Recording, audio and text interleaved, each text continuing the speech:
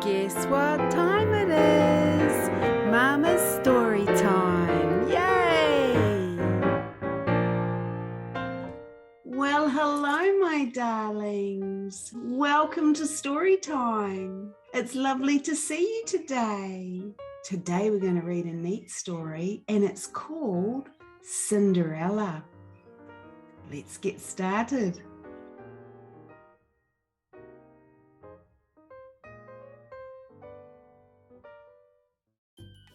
Once upon a time, in a faraway land, there lived a rich widowed gentleman and his beautiful daughter, Cinderella. Cinderella's father was kind and loving. He married for a second time so that his daughter had a mother to care for her. Cinderella's stepmother had two mean and ugly daughters called Anastasia and Drizella. Ooh. When Cinderella's father died, her stepmother stopped pretending to like her. She was jealous of Cinderella's charm and beauty, so she forced the young girl to become a servant in her own home. It's not very nice, is it? No. Cinderella was given a tiny bedroom in the attic. Her only friends were the birds and the mice. They listened as she sang about her dreams of a life filled with happiness. Oh. One morning, Cinderella found a tubby little mouse caught in a trap. "We'll call you Gus," she said. Then she gently set him free and put him with the other mice for safety. "And don't forget to warn him about Lucifer," Cinderella reminded them, and off she went to begin the day's chores. Lucifer was her stepmother's cat. He was sly and lazy, and all the animals hated him, especially Bruno the dog. After Cinderella had given Lucifer his milk, she walked out into the yard. "Breakfast time," she called, scattering corn for the chickens. Do you know what I say when I feed my chickens? "Morning, ladies." And all the chickens come running.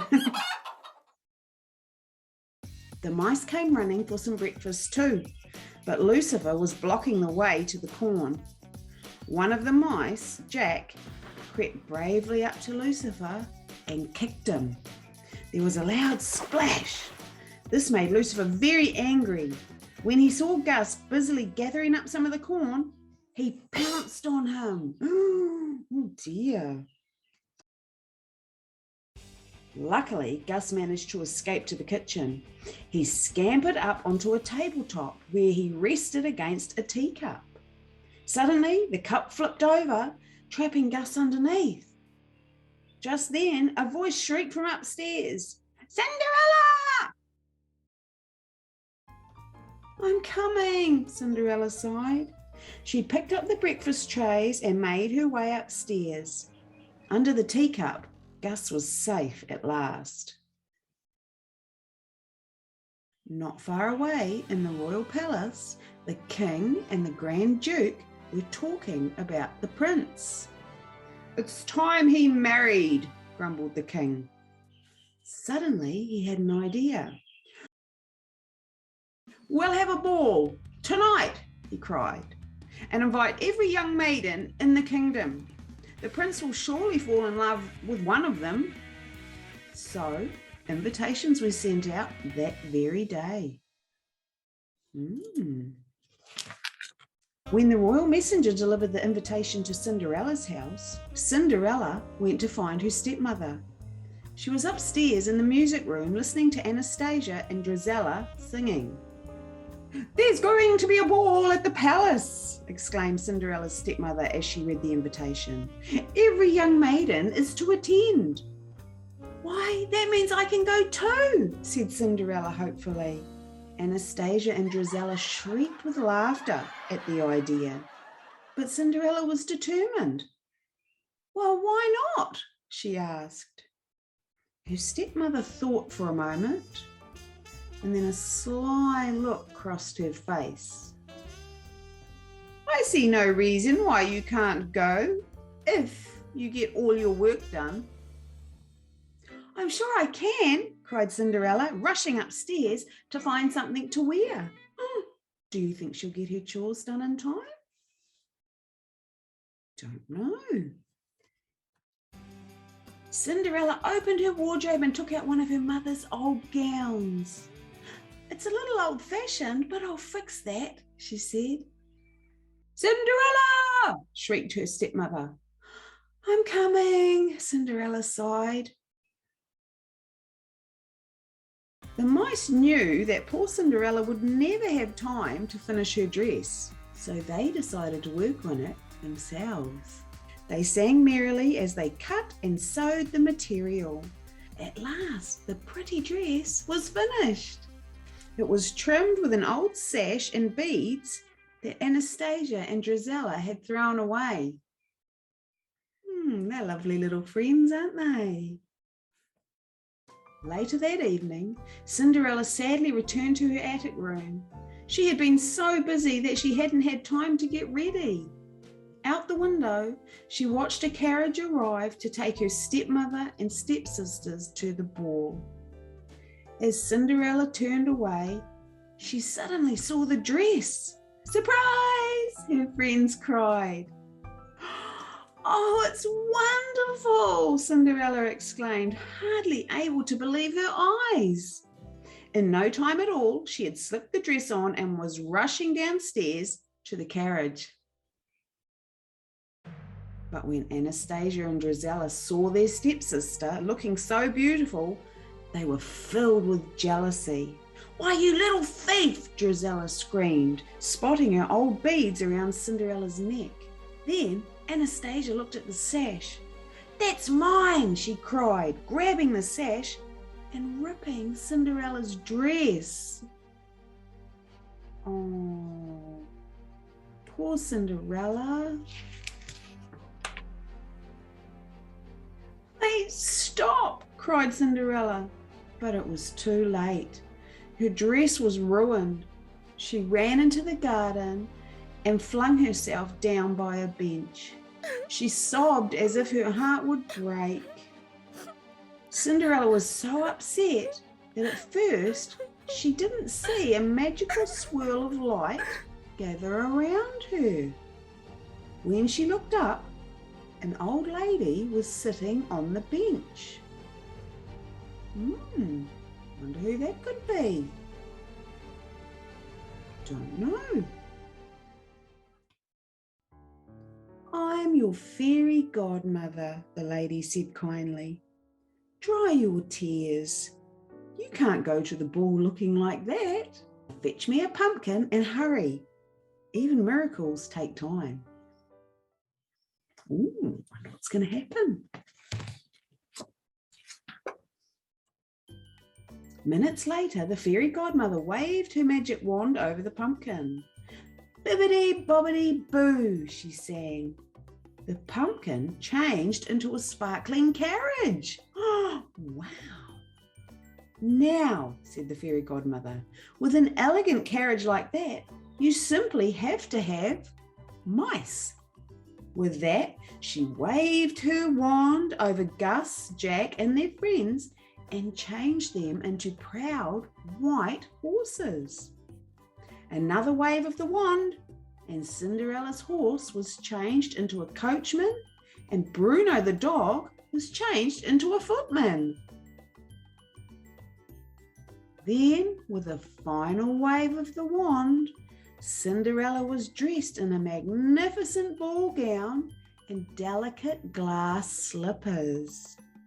Oh, thank you, cried Cinderella, stepping into the carriage. It's like a dream coming true. I know, dear, but remember, you only have until midnight, the fairy godmother warned. On the last stroke of 12, the spell will be broken.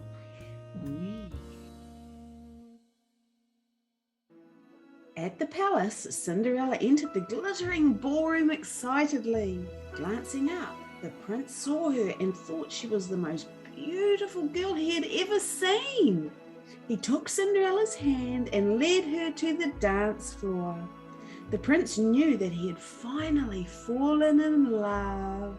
Dancing in the prince's arms, Cinderella felt as though she were floating on air. Oh, how lovely. Suddenly, she heard a clock chime. It was the first stroke of midnight.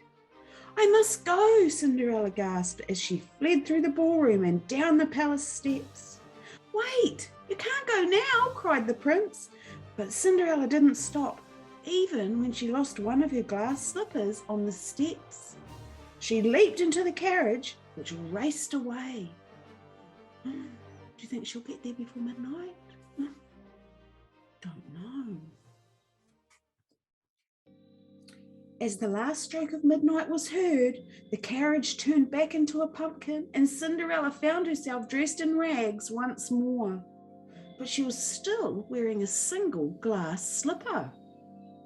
Back at the palace, the prince was heartbroken. He declared he would marry only the girl whose foot fit the glass slipper he had found. The next day, the Grand Duke began his search.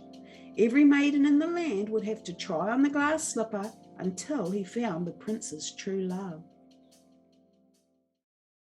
Meanwhile, Cinderella's stepmother noticed that her stepdaughter was humming the music from the ball. She was determined that Cinderella would not try on the slipper. When Cinderella went up to her room, she followed her and locked the door. Oh no! She's not very nice, is she? At last, the Grand Duke arrived. Anastasia and Drizella were very excited. Taking their turns, they tried to squeeze their feet into the tiny glass slipper, but their feet were much too big. Jack and Gus were desperate to help Cinderella. They took the attic key from her stepmother's pocket and slowly pushed it up the stairs to Cinderella's room. Hot and tired, they finally managed to open the door and free their friend. Just as the Grand Duke was about to leave, Cinderella appeared. Please wait, she called. May I try on the slipper? Do you think it'll fit her foot? I think it will. The Grand Duke led Cinderella to a chair and called for the footman. As the footman stepped forwards, the wicked stepmother tripped him. The slipper flew through the air. There was a loud crash as it hit the floor and shattered into 1,000 tiny pieces. Oh no! Perhaps this would help, said Cinderella, reaching into her pocket and bringing out the other glass slipper. Her stepsisters shrieked as the delighted Duke fit the slipper onto Cinderella's foot. Soon afterwards, Cinderella and the prince were married. Her friends, the mice, looked on and smiled. They knew Cinderella's dreams had finally come true. That was a lovely story. I hope you liked that one. Mama's going to put some videos on for you right now.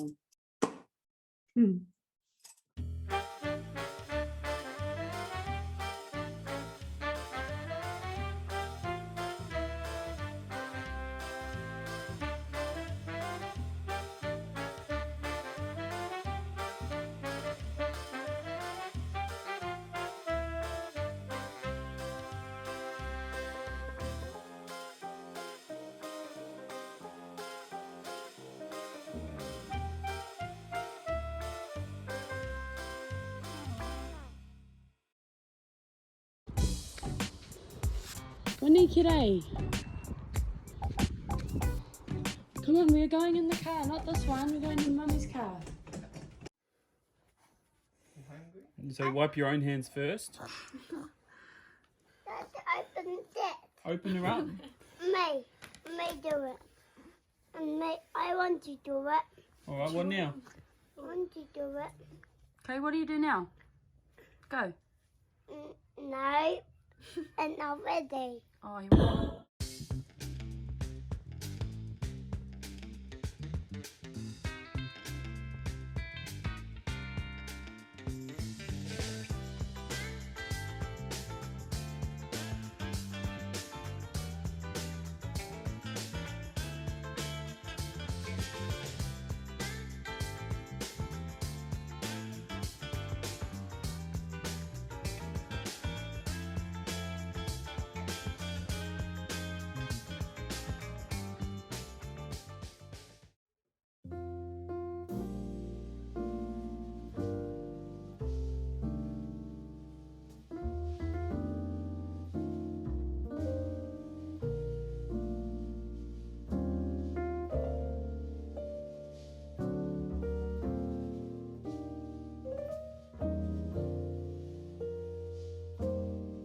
Happy birthday, Auntie!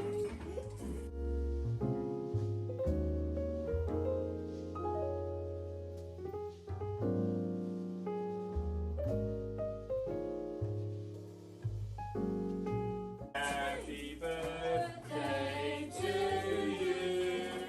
Happy birthday to you. Happy birthday, dear Mommy. Happy birthday to you. Oh.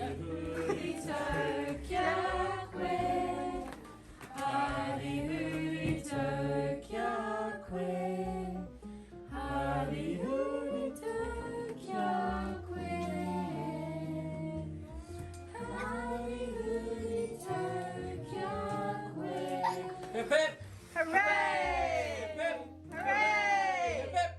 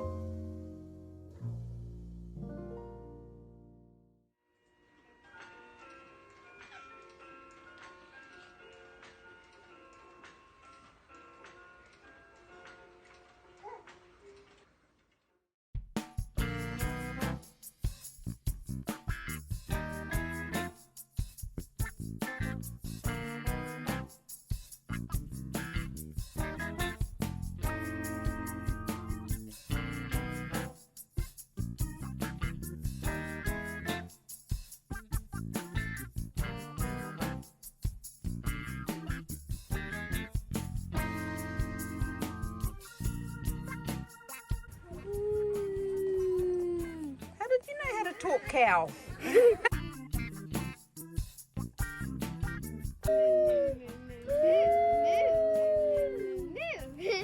I went, hello. What are you?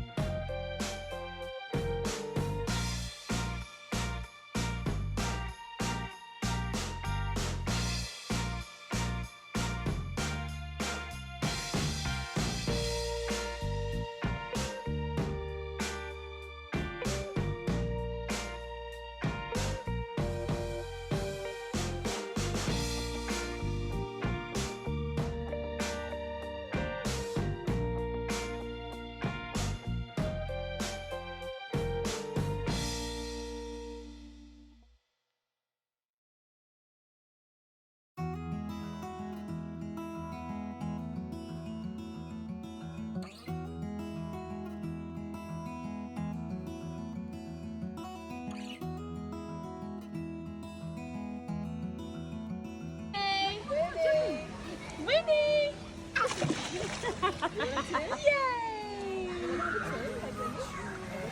Thank you. He likes it now. Come on, look, Nick. That everything seems to crumble around you.